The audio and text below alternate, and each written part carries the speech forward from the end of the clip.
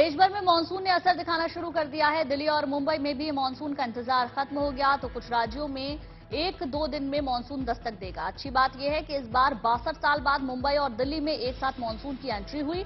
आमतौर पर मुंबई में दिल्ली से लगभग 15 दिन पहले मानसून पहुंचता है, यानी कि 10 से 15 जून के बीच मुंबई में मानसून की बारिश होती है, जबकि दिल्ली में मानसून पहुंचने की सामान्य तारीख 30 जून है। ऐसे में मुंबई में जहां मानसून लगभग 2 हफ्ते की देरी से पहुंचा, तो वहीं दिल्ली में मानसून की बारिश सामान्य से 5 दिन पहले ही हो गई।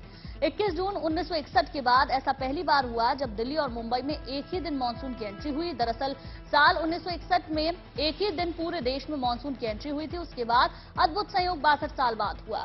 दिल्ली में मानसून ने सामान्य समय से पहले ही दस्तक दी। जून खत्म होते होते लगभग पूरे भारत में मानसून पहुंच जाएगा। अगर बात दिल्ली एनसीआर की करें तो आने वाली 1 जुलाई तक लगातार बारिश होने की संभावना मौसम विभाग ने जताई है।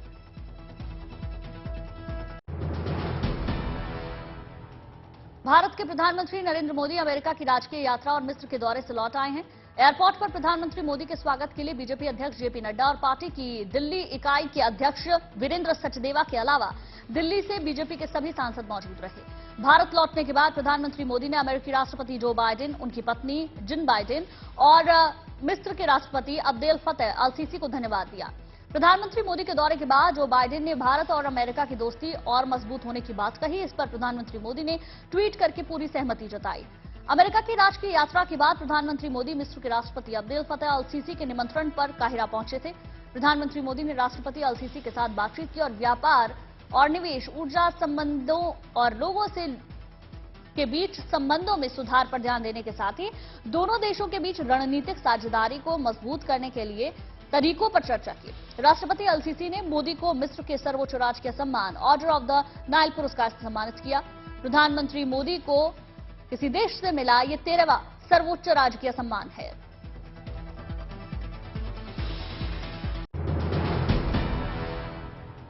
पूरी दुनिया में करीब 200 करोड़ लोग व्हाट्सएप का इस्तेमाल करते हैं, लेकिन व्हाट्सएप से रोज नए नए तरीके से धोखाधड़ी भी हो रही है और इसी से बचाव के लिए व्हाट्सएप ने एक नया फीचर जारी किया है, जिससे अनजान नंबरों से होने वाली धोखाधड़ी को रोका जा सकेगा।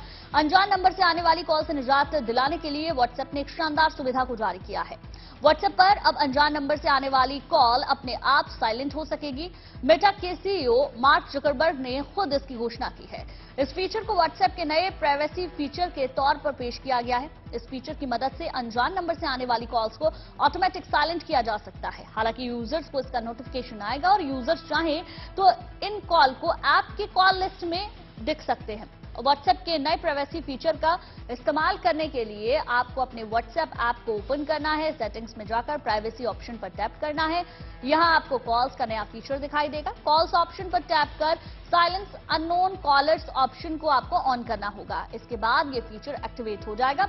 अनजान नंबर से कॉल आने पर आपको केवल एक नोटिफिकेशन आएगा। दिल्ली वालों के लिए एक अच्छी खबर है। अब यहां के लोग यमुना नदी में बोटिंग का आनंद ले सकेंगे। सिग्नेचर ब्रिज से लेकर आईटीओ बैराज तक पूरे 11 किलोमीटर तक यहां लोग नाव में सफर कर सकेंगे। यमुना नदी को साफ करने और यमुना नदी में बोट चलाने की क्षमता को परखने के लिए नौसेना ने पहल की है। इसलिए दिल्ली में नौसेना की बोट बारासिंगा को लाया गया है। इस बोट से दिल्ली के सिग्नेचर ब्रिज और आईटीओ बैराज के बीच पहली यात्रा की गई। सिग्नेचर ब्रिज और आईटीओ ब्रिज के बीच यमुना का निरीक्षण करने के बाद उपराज्यपाल ने नौसेना से एक बोट उपलब्ध कराने की मांग की थी। नौसेना की इस बोट को सड़क मार्ग से कोच्चि से दिल्ली लाया गया और यमुना में उतारा गया। इस बोट से एक तरफ यमुना की सफाई होगी तो दूसरी तरफ लोग बोटिंग का आनंद भी ले सकेंगे और जब ये नियमित रूप से चलने लगेगी, साथ ही दिल्ली वालों को परिवहन का एक और साधन उपलब्ध हो जाएगा। उम्मीद ये है कि इस साल से दिल्ली वालों का जुड़ाव यमुना से और गहरा होगा। दिल्ली में यमुना की साफ सफाई का जिम्मा उपराज्यपाल ने उठाया हुआ है और हाल के दिनों में उन्हें कई बार यमुना को सुंदर और स्वच्छ बनाने के अभियान का जायजा लेते हुए भी देखा गया है।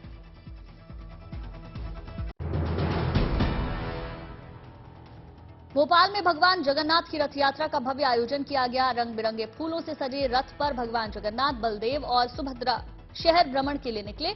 उनके भव्य रथ को कई क्विंटल फूलों से सजाया गया। जहां जहां से रथ यात्रा गुजरी, लोगों ने फूल बरसाकर उनका स्वागत किया। यात्रा में बड़ी संख्या में विदेशी श्रद्धालु भी शामिल हुए और भगवान जगन्नाथ का रथ खींचा। आते जाते लोग भी पुण्य कमाने के लिए रथ को खींचते हुए नजर आए, जबकि कुछ लोगों ने भगवान जगन्नाथ की रथ यात्रा से पहले सड़क की सफाई की। चारों तरफ भक्तिमय माहौल में कोई तिलक लगवाता नजर आया तो कई लोग माथा टेकते नजर आए। वहीं दूसरी तरफ चेन्नई में भी भगवान जगन्नाथ अपने भाई बलराम और बहन सुभद्रा के साथ नगर भ्रमण के लिए निकले। फूलों से सजे रथ में सवार होकर भगवान अपने भक्तों से मिलने के लिए पहुंचे।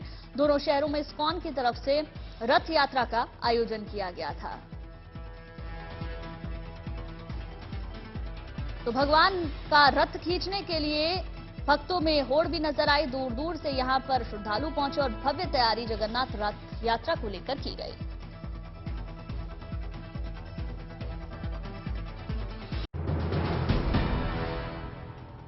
गुवाहाटी में आयोजित अंबुबाची मेले का बड़े धूमधाम के साथ आज समापन किया जाएगा। मां कामाख्या की पवित्र धाम का पट आज श्रद्धालुओं के लिए खोल दिया जाएगा। हर साल इस मेले का आयोजन 22 जून से किया जाता है, जिसका समापन 26 जून तक होगा। इस दौरान मंदिर का पट 4 दिनों के लिए बंद रहता है। हर साल 4 दिनों के लिए लगने वाले इस मेले में हजारों की संख्या में श्रद्धालु पहुंचते हैं। कामाख्या देवी मंदिर को लेकर मान्यता है कि वहां माता हर साल रजस्वला होती हैं। रजस्वला होने पर ही इस मेले का आयोजन होता है। मां के रजस्वला होने पर 3 दिनों तक गुवाहाटी में कोई मंगल कार्य नहीं होते। चौथे दिन कामाख्या देवी की मूर्ति को स्नान कराकर वैदिक अनुष्ठान आदि करके मंदिर को दोबारा खोल दिया जाता है। अंबुबाची मेले में माता रानी के दर्शन के लिए आए लोगों को प्रसाद में लाल वस्त्र दिया जाता है। इसे अंबुबाची वस्त्र कहा जाता है। ये मेला उर्वरकता और उन्नति से जुड़ा हुआ है।